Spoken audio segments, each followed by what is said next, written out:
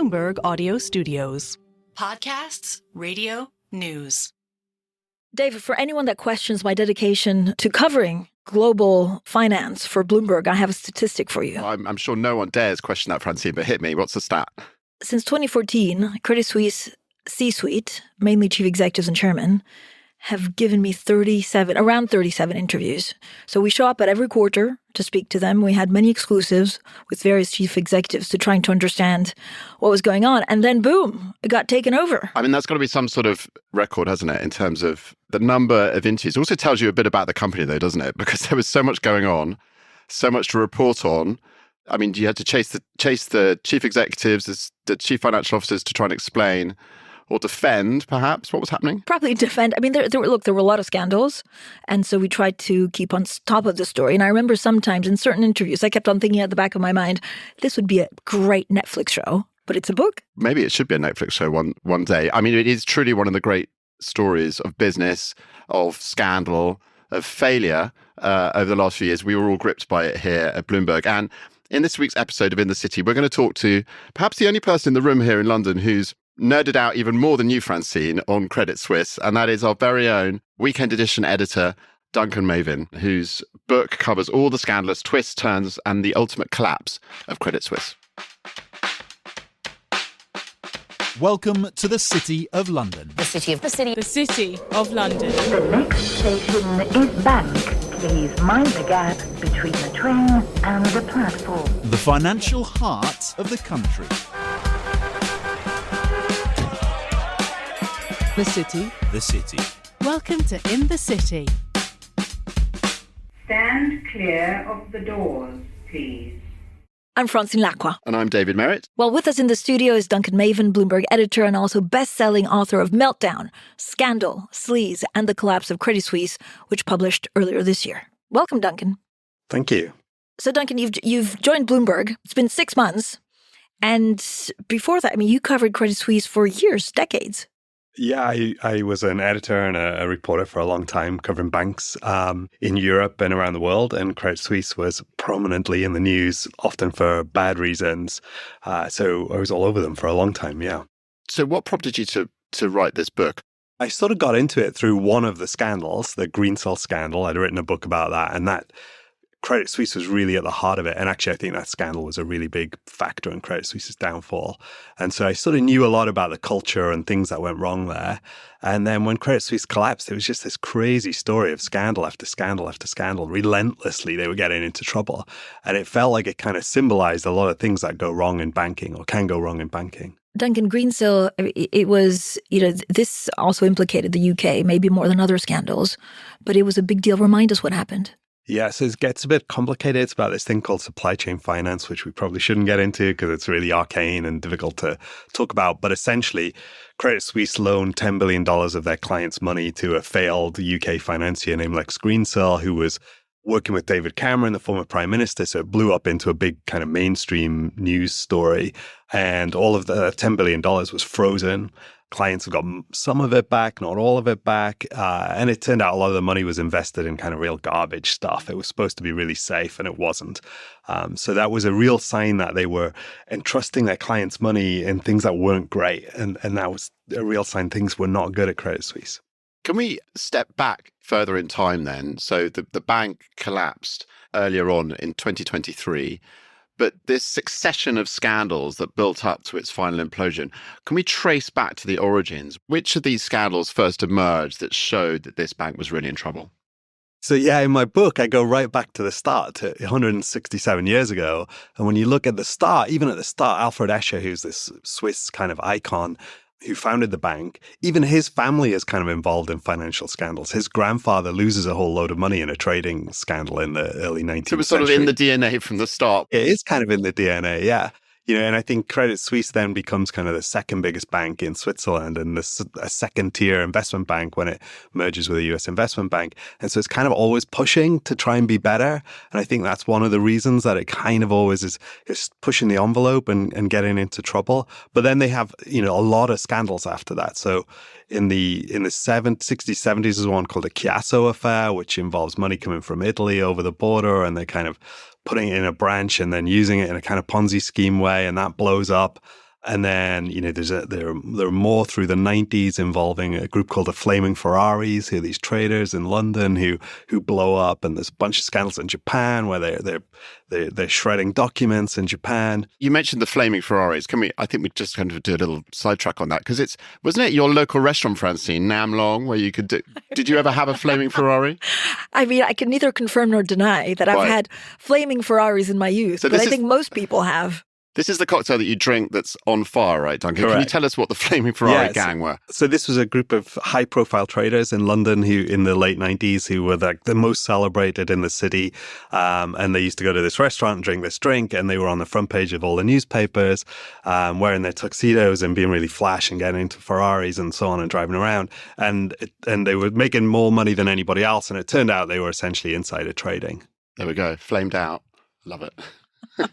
I mean, the big one in the 90s for me, which kind of becomes a bit of a cliche, but I think it's really worth talking about, is how not just Credit Suisse, but the Swiss banks in general, it's revealed how much they've been dealing with the Nazis during the war. And I think this is partly in their DNA, because there's this banking privacy law in Switzerland or secrecy law that enables them to kind of take in money from the Nazis, but also prior to the Second World War, they're taking money from Jewish victims of Nazism around Europe, and then they kind of they keep that money and right through to the 90s until some American investigators come and say, hey, you got a bunch of money that was from Holocaust victims. Shouldn't you give it back?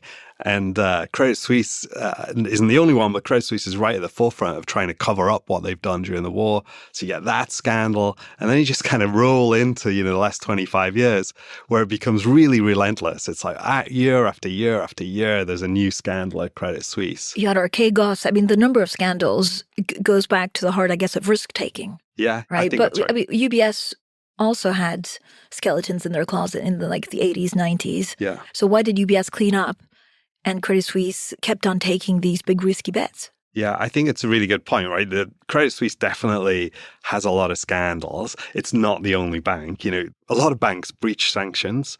Credit Suisse isn't even the worst on that. A lot of banks have big rogue traders. UBS has one of the worst. A lot of banks have scandals. The difference with Credit Suisse is that they're relentless, that they're year after year after year after year. Most banks, some scandal happens, they try and tidy up. In UBS's case, I think in particular, because of the financial crisis, they have this moment, they take a government bailout, and Credit Suisse sort of proudly says it didn't take a government bailout. But UBS had to. Because of that, I think they get a chance to kind of restructure and wipe the slate clean. When there's a big crisis or if there's a big scandal, you have to go to the heart of why it was started. Is it because they didn't see it? So Archegos, they just didn't see it and they thought he was legit? Or is it because they turned a blind eye and said, well, it's worth it because the returns are big, we need the money, we need to impress shareholders, so we'll go ahead and do it anyway? Yeah, I think it's a bit of both. So let's talk about the Mozambique tuna bond scandal, which is they do a deal with a Lebanese company that is building infrastructure for Mozambique.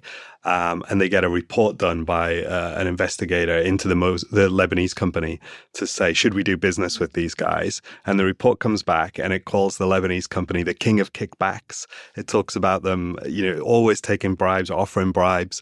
And Credit Suisse looks at it. It goes right through all their risk committees. They look at this report and they eventually say, it's going to make a lot of money. Let's ignore the report. And they continue to do the business. And of course, what happens? The Lebanese guys offer $200 million in kickbacks to Mozambican officials and also to a Credit Suisse banker.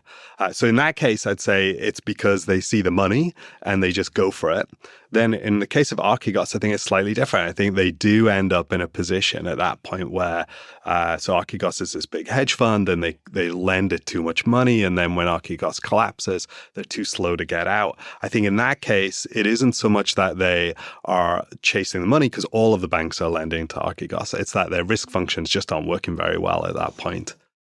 Someone listening to this who doesn't follow the difference between banks in different countries might think, hang on a minute, Swiss banks are supposed to be, or Switzerland is supposed to be safe, it's possibly a little boring, secret, as you mentioned as well. So it might be a bit of a surprise that actually the hotbed of scandal and excessive risk-taking was sitting in this over a century-year-old Swiss institution. Is it connected to the secrecy part? I mean, why when you look under the hood of this Swiss institution, were they not adequately protecting themselves against risk? Yeah, so I think there's a unique thing with Credit Suisse in that it's half a Swiss bank and half a hard-charging Wall Street, City of London investment bank. And that is really unique. And those two things are constantly at tension. They fight all the time over pay. I mean, really kind of in public. The Swiss approach to pay is, well, they get really well paid, but don't talk about it. The American approach to pay is, we want to talk about how well paid we are. And so those two things are like constantly fighting each other. But I think it is really worth looking at the Swiss piece in particular. So I think there was an element in Switzerland while all of this was unfolding of saying this was just the Americans. It was the Americans getting us in trouble. And that's not true. If you look at the Nazi stuff, that has nothing to do with the Americans. That's purely Swiss. There are a couple of other scandals. There's one with a guy named Patrice Lescaudron who is a private banker, deals with high net worths from Eastern Europe in particular, and essentially steals money from a lot of very wealthy Eastern Europeans. And that happens in Switzerland. And I think part of it is that Swiss Secrecy Act, which if you think about it, right, what does that attract? Sometimes it attracts people who legitimately have a concern that, governments might come after their money unfairly, but it is also inevitable that that will attract dictators and organized crime and oligarchs and so on who also want to hide their money from authorities. Duncan, there was a pretty big turnover of chief executives, right? 4, I think, in about 10 years.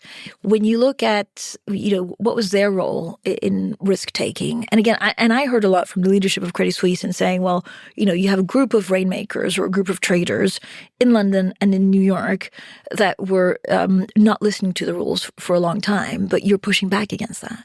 Yeah, so I think you're right to point to the turnover of chief executives. My view is that that's critical in the end of Credit Suisse. Part of what happens there is every new CEO is dealing with crises that often evolved under the previous CEO. So they land, and the first thing that lands on their plate is a scandal from the last guy. So you can barely get going before you're dealing with some multi-billion-dollar scandal that has nothing to do with you. And then inevitably you set up a bunch of scandals for the next person to pick up. So I think that's really important. None of them really get to grips with that. I think because they're kind of second tier, both in Switzerland and on Wall Street, they're kind of second tier. They're not quite the best, and so they're willing to kind of turn a blind eye a little bit. I think they all get upset. All the CEOs and chairmen are upset about the culture of pushing things, but they all inevitably accept it because that's the only way to generate profits. What happens at the end, I make this point in my book, you said 4 in the last 10 years or so. Actually, in the end, when it comes right to the end of Credit Suisse, they've got a new CEO, a new chairman, a new chief risk officer, a new chief of the investment bank, a new head of communications, a new chief legal counsel. Everybody's been there for about 6 to 12 months. And so when they kind of hit with a big crisis right at the end, there's really nobody there who's got any institutional knowledge of how to deal with it. And I think on top of that, the Swiss authorities look at them and say, well, what do you guys know? You've hardly been here. It's time to close the bank down. Can you take us back then to those few days, those very dramatic days in 2023 when all these things came to a head? So you've got this inexperienced team running the shop. You've got losses coming through from the scandals that you mentioned. How did it actually transpire that this bank effectively vanished in the space of a few days? So you have to start really a few months before that. So a few months before that, if you remember, this was kind of a big deal at the time. There was a tweet by an Australian journalist who doesn't really cover global investment banks or anything like that. And he tweeted out words to the effect of, credible source tells me big global bank on the brink. And that was it. Didn't mention one tweet from Australia. And he tweets out this thing, which seems pretty innocuous on the surface. But for some reason, people decide that that is Credit Suisse. And I think that some reason is because it's had all these scandals. What then happens is this kind of escalates on social media, and you get this kind of crazy scene where, especially in Asia, people are tweeting it out with charts and things that show that it really is Credit Suisse.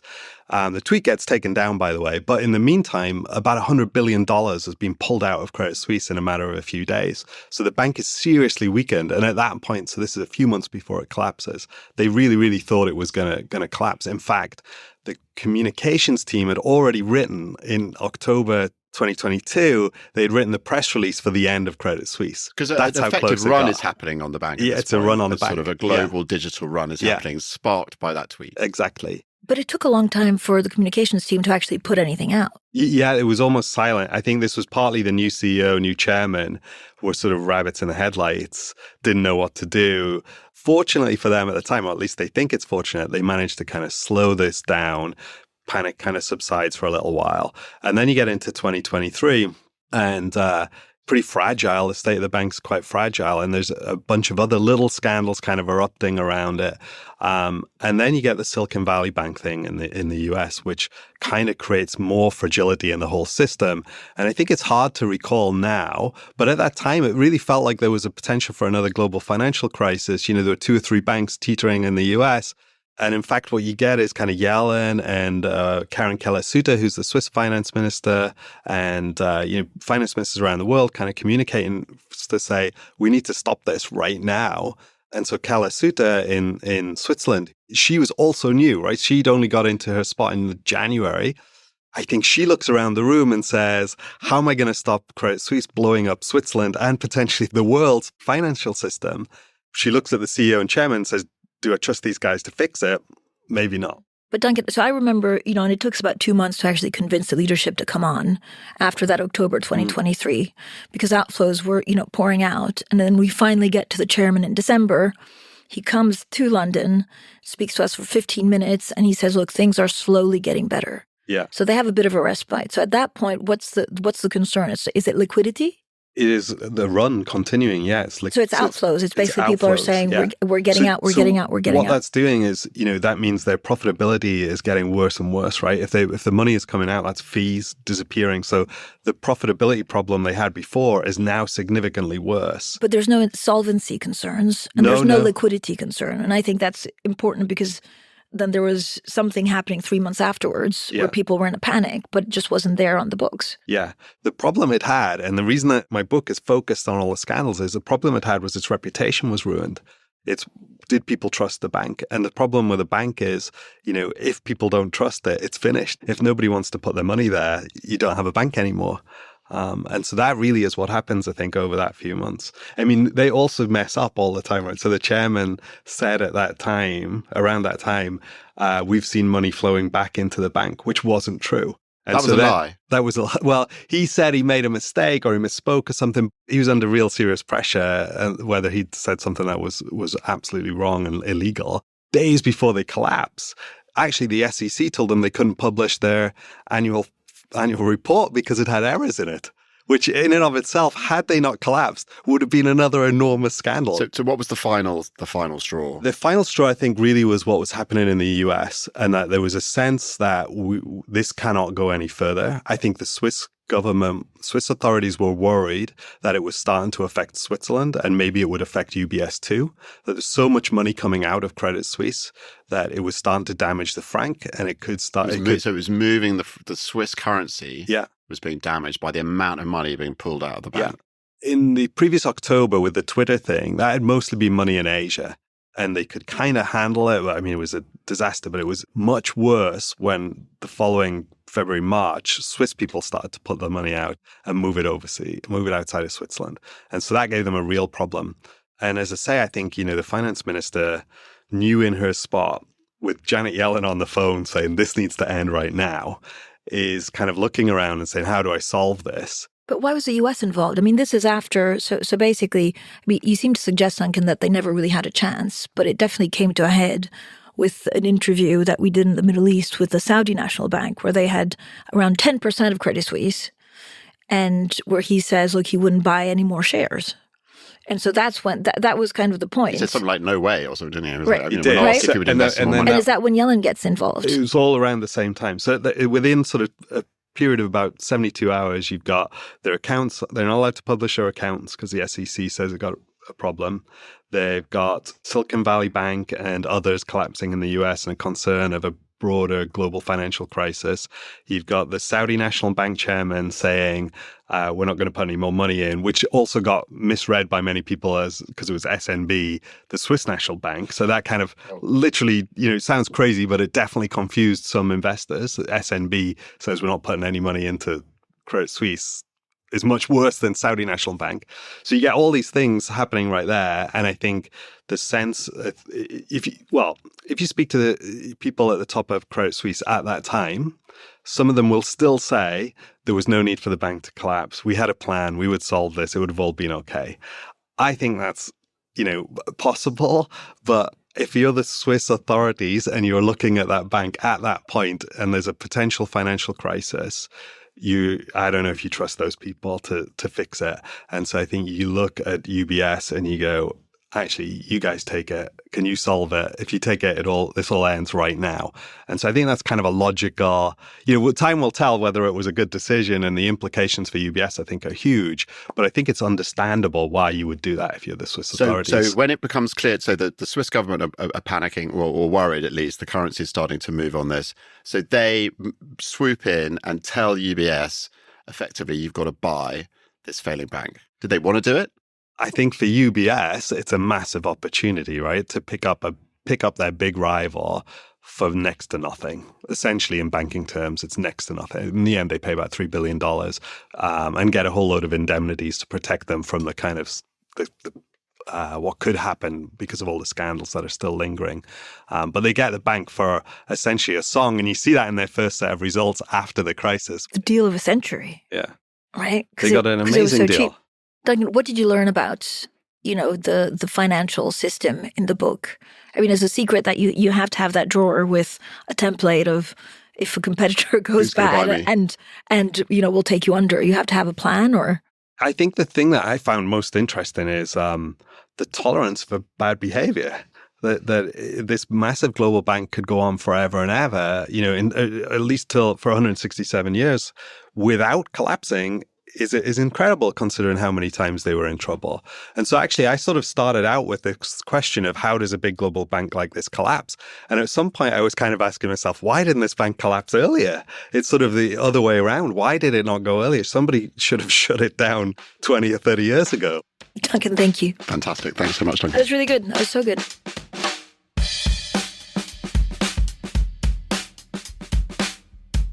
Thanks for listening to this week's In the City from Bloomberg. It was hosted by me, Francine Lacqua, and David Merritt.